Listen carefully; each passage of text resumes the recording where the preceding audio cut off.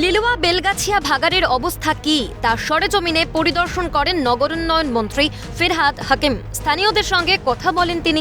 হাওড়া জেলা শাসক, Howrah police commissioner, পুরসভার প্রশাসক মণ্ডলীর চেয়ারম্যান, হাওড়া পুরসভার কমিশনার, উত্তর হাওড়ার বিধায়ক গৌতম চৌধুরী, হাওড়া সদরের তৃণমূল কংগ্রেসের সভাপতি কল্যাণ ঘোষ সহ অন্যান্যদের নিয়ে বৈঠক করেন ফিরহাদ।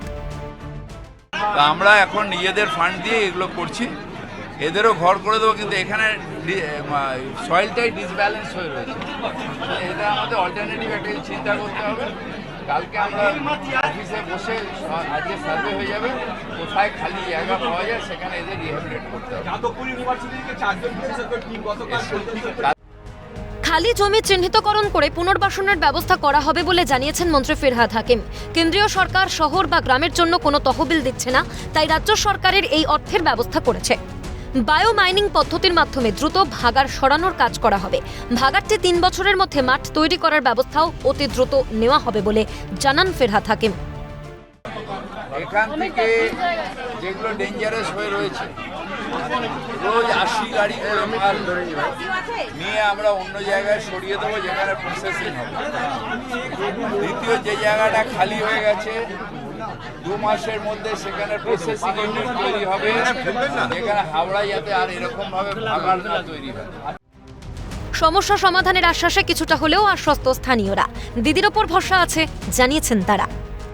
3 दिन बाद बोला कि 3 दिन का वादा दीजिए हम लोग को, उसके बाद में हम लोग घर बना के 3 দিনের মধ্যে যদি সবকিছু না হয় আপনারা ব্যবস্থা কি আমরা নম্বর না যাব দিদিকে ওখানে দেখবো।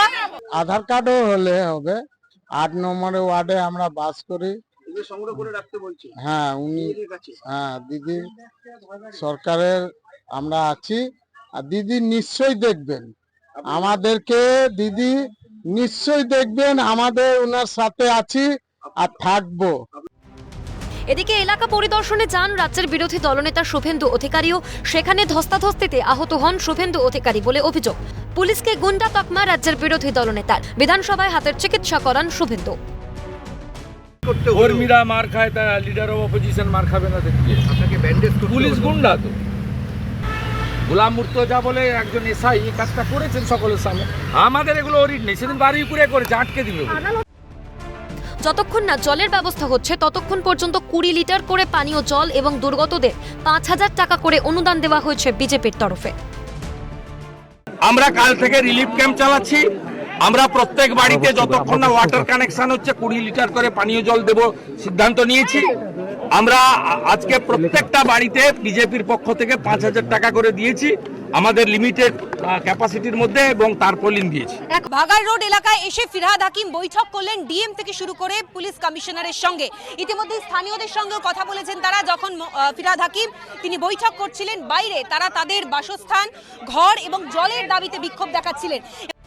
ক্যামেরায় জনি মণ্ডল ও সায়ন চক্রবর্তীর সঙ্গে অভিরূপা সাহা, দেবকুমার দেও এবং খালিদ জামালের রিপোর্ট, ক্যালকাটা নিউজ।